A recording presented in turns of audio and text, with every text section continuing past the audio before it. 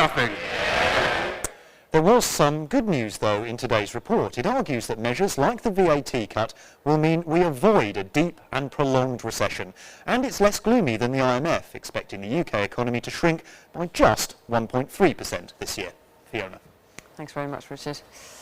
Well, despite those gloomy economic forecasts, there was some good news on jobs today. The supermarket chain Asda said it was creating 7,000 new posts, and the broadcaster Sky B said it would be hiring 1,000 more staff.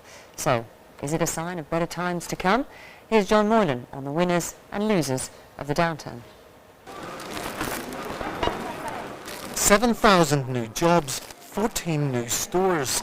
At a time when many are cutting back, Asda is going to expand. It doesn't seem to add up until you talk to its customers. We try and cook home because of the credit crunch now. It's very expensive to restaurants. Money is very hard to come by nowadays.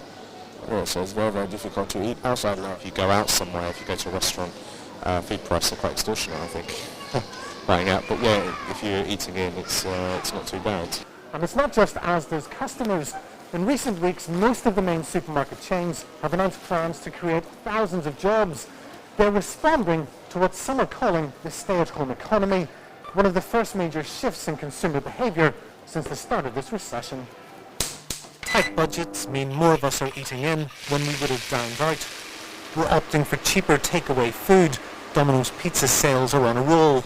But we want to be entertained, so Sky B is creating 1,000 jobs to respond to demand.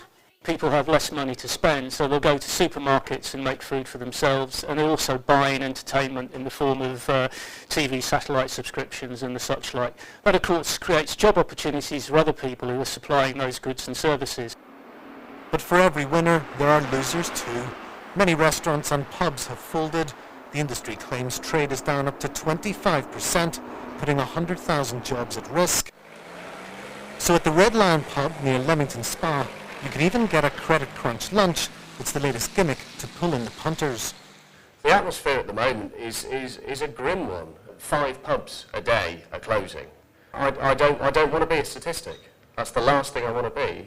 So I'm going to go down fighting if I'm going down at all. Asda doesn't claim that it's recession-proof, but it's not all bad news in this downturn. John Moylan, BBC News. A registered nurse has been charged with the murders of